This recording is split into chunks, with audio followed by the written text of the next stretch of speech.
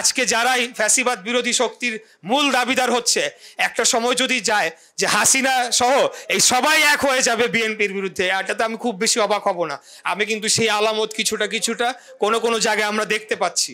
যদি মুক্তিযুদ্ধের আসল ধারক বাহক হয়ে থাকে সেটা বাংলাদেশ জাতীয়তাবাদী দল বিএনপি, এবং সর্বোচ্চ সংখ্যক সম্মুখ সমরের মুক্তিযোদ্ধা এই বিএনপির মধ্যে প্রতিষ্ঠাকালীন সময় থেকেই রয়েছে, এবং বাংলাদেশের স্বাধীনতা, সার্বভৌমত্ব এবং সর্বোপরি বাংলাদেশের যে রাষ্ট্রীয় যে স্বার্থ এবং জনগণের অধিকার, সেই বিষয়ে সবচেয়ে বৃহৎ এবং একমাত্র সবচেয়ে বৃহৎ দল যদি থাকে রাজনৈতিক দল, সেটি হবে বাংলাদেশ জাতীয়তাবাদী দল বিএনপি। আজকের দিনে দুই একটি কথা না বললেই নয়।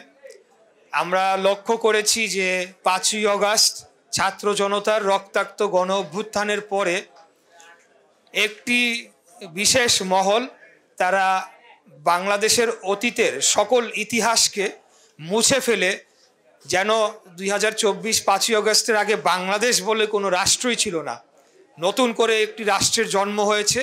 বাংলাদেশ 1971 সালেই স্বাধীন হয়েছিল এবং মহান মুক্তিযুদ্ধের মাধ্যমে হয়েছিল। এখন যদি কেউ কোনো একটি মহল, কোনো একটি রাজনৈতিক গোষ্ঠী স্বাধীনতার সকল ইতিহাসকে মুছে ফেলতে চায়, 24 সালের 5ই আগস্টের আগের সকল ইতিহাস মুছে ফেলতে চায়, তাহলে আমাদেরকে ধরে নিতে হবে যে যারা আমাদের স্বাধীনতার বিরোধিতা করেছিল 1971 সালে, তারাই একটা লাভবান হওয়ার চেষ্টা করছে, তারাই এখানে ফায়দা লোটার চেষ্টা করছে। অতএব আমরা জীবন থাকতে এটা হতে দিতে পারি না।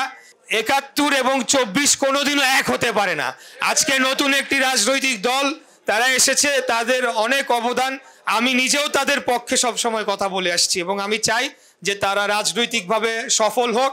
আমাদের এখানে গণতান্ত্রিক যে রাজনৈতিক ব্যবস্থায় আমাদের একাধিক শক্তিশালী রাজনৈতিক দলের প্রয়োজন রয়েছে একটি কার্যকরী সংসদ প্রতিষ্ঠা করার লক্ষ্যে। কিন্তু এখন যদি বলা হয় যে 71 আর 24 এক, তাহলে সেটা 71-এ যে লাখো আমাদের ভাইরা জীবন দিয়েছে, এত মা বোনেরা তাদের সম্ভ্রমহানি হয়েছে, সেটার প্রতি একটা অসম্মান, সেটার প্রতি একটা আমি মনে করি একটা বিদ্বেষপূর্ণ বক্তব্য। অতএব এটাকে আমি প্রতিবাদ জানাচ্ছি, বাংলাদেশের জনগণ এটাকে ঘৃণা ভরে প্রত্যাখ্যান করছে।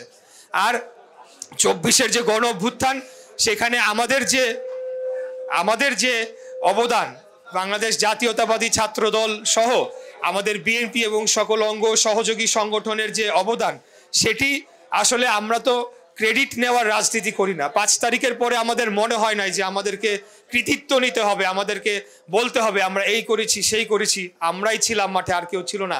এই ধরনের বিষয়টা কখন আসলো? যখন ওই 71-এর যারা পরাজিত শক্তি, যারা এখন ইতিহাসকে মুছে ফেলতে চাচ্ছে, তাদের মধ্যে প্রথমে আসলো যে তারা করেছে, তারাই সব করেছে, এবং একটা কয়েক মাস অতিবাহিত হওয়ার পরে তারা এমন একটা বয়ান দাঁড় করানোর চেষ্টা করলো যে বিএনপি তো ছিলই না মাঠে। অথচ এই আন্দোলনে ছাত্র দলের সমস্ত পূর্ণাঙ্গ শক্তির উপরে ভর করে এই বৈষম্য বিরোধী ছাত্র আন্দোলনের ব্যানারে, যেখানে 28টি ছাত্র সংগঠন এই আন্দোলনটি করেছে, সম্পূর্ণ ছাত্র দলের এককভাবে তাদের যে শক্তি সেটাকে ব্যবহার করে করা হয়েছে। অতএব আমি মনে করি এই ধরনের বক্তব্য দিয়ে বা এই ধরনের একটা বিভেদ সৃষ্টি করা, হাসিনা যেভাবে 71-এর পুরা কৃতিত্ব তারা নিয়েছিল, অথচ মুক্তিযুদ্ধের সম্মুখ সমরের মুক্তিযুদ্ধে তাদের সেরকম ভূমিকা ছিল না, একই রূপে যদি আজকের যে কোনো শক্তি যদি মনে করে তারা সমস্ত কৃতিত্ব নিবে, তাহলে সেটা ভুল হবে, জনগণ সেটাকে প্রত্যাখ্যান করবে।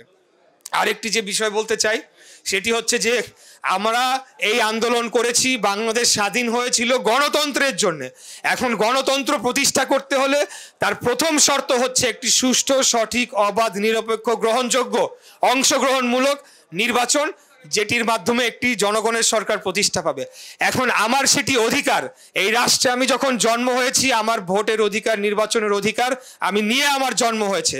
এখন যদি কেউ বলে যে এই কারণে নির্বাচন করা যাবে না, সেই কারণে নির্বাচন পেছাতে হবে, তাহলে আমার অধিকার নিয়ে যদি কেউ ছিনিমিনি খেলে, আমার গণতান্ত্রিক অধিকার নিয়ে যদি কেউ ছিনিমিনি আবারও খেলতে চায়, যেটা খুনি হাসিনার সময় হয়েছিল, তাহলে কি আমরা ঘরে বসে থাকবো? আপনারা কি বসে থাকবেন? আমরা ঘরে বসে থাকবো না। আমার ভোটের অধিকার প্রতিষ্ঠা করার জন্য আমাদের যা করণীয় আমরা সকল কিছু করবো ইনশাল্লাহ। তার মানে এই না যে আমরা বিচার চাই না, তার মানে এই না যে আমরা সংস্কার চাই না, আমরা বিচারও চাই, সংস্কারও চাই। কিন্তু আজকে বিচারটা কোথায় হচ্ছে আমাকে দেখান। বিচারের অগ্রগতি কতটুকু আমরা দেখতে চাই যে 8 মাস হয়ে গেল, বিচারে কতটুকু অগ্রগতি হয়েছে, এখন পর্যন্ত কেন পরিপূর্ণভাবে একটা বিচার সঠিক জায়গায় পৌঁছালো না, একটা রায় কেন আমরা পাইলাম না। এখন তো সবকিছুই রেকর্ডেড ছিল, সবকিছুই ভিডিও চিত্র ছিল, সবার অডিও ফুট পাওয়া গিয়েছে, হাসিনার নির্দেশ দিচ্ছে সেই অডিও রয়েছে, তাহলে এখন পর্যন্ত কেন আপনারা বিচার করছেন না? যখন মন্ত্রিসভায় এই আওয়ামী লীগকে রাজনৈতিক দল হিসেবে বিচার করার জন্য আইন প্রণয়নের প্রস্তাব উঠানো হলো, তখন কেন অন্তর্বর্তীকালীন সরকার সেটাকে বাদ করে দিল? আমরা তো চাই দল হিসেবে আওয়ামী লীগের বিচার হোক, আমরাই তো বলে আসছি, তাহলে কেন বিচারটা হচ্ছে না? আবার এইদিকে আপনারা বিচার প্রক্রিয়া সম্পন্ন করবেন না, আর ওইদিকে আপনারা বলবেন যে বিচারের জন্য আগে নির্বাচন হবে না। এটা তো দ্বিচারিতা, তো জনগণ বুঝে, জনগণ তো বোকা না। আর সংস্কার তো আমরা সেই 1.5 বছর আগে 5 আগস্টের আগে হাসিনা পালায় যাওয়ার আগেই বিএনপি উপলব্ধি করতে পেরেছিল যে একটা সংস্কারের প্রয়োজন, এবং 31 দফা দিয়েছিল। তখন তো আপনারা সংস্কার কি সেই জিনিসটাই জানেন না।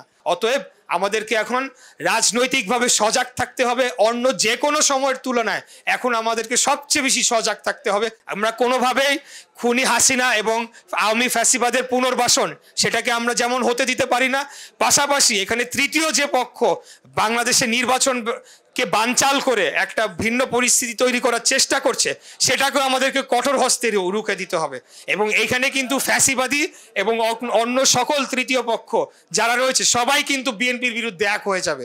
আমি কিছুদিন আগেও কথাটি বলেছিলাম যে আমি খুব বেশি অবাক হব না যে আজকে যারাই ফ্যাসিবাদ বিরোধী শক্তির মূল দাবিদার হচ্ছে, একটা সময় যদি যায় যে হাসিনা সহ এই সবাই এক হয়ে যাবে বিএনপির বিরুদ্ধে, এটাতে আমি খুব বেশি অবাক হব না। আমি কিন্তু সেই আলামত কিছুটা কোনো জায়গায় আমরা দেখতে পাচ্ছি। অতএব ভাইরা, আমি বলবো যে আমাদেরকে, যেহেতু আমরা ঢাকার একটা গুরুত্বপূর্ণ অবস্থানে রাজনীতি করি, আমাদেরকে অত্যন্ত সজাগ থাকতে হবে। আজকে কিন্তু সকল পর্যায়ে নৈরাজ্যকর একটা পরিস্থিতি বিরাজ করছে, যে যার মতো যা খুশি যা ইচ্ছা তাই করছে, কেউ কিন্তু দেখার নাই। এই পরিস্থিতি থেকে উত্তরণ ঘটাতে হবে, বাংলাদেশকে রক্ষা করতে হবে, না হলে যে কোনো একটা দুর্ঘটনা হয়ে গেলে কিন্তু তখন আমরা সকলেই পস্তাবো। আজকের এই স্বাধীনতা দিবস থেকে আমরা প্রতিজ্ঞা করি যে আমরা আবারও রাজপথের অতন্দ্র প্রহরী হয়ে জনগণের অধিকার প্রতিষ্ঠার জন্য কাজ করে যাবো ইনশাআল্লাহ।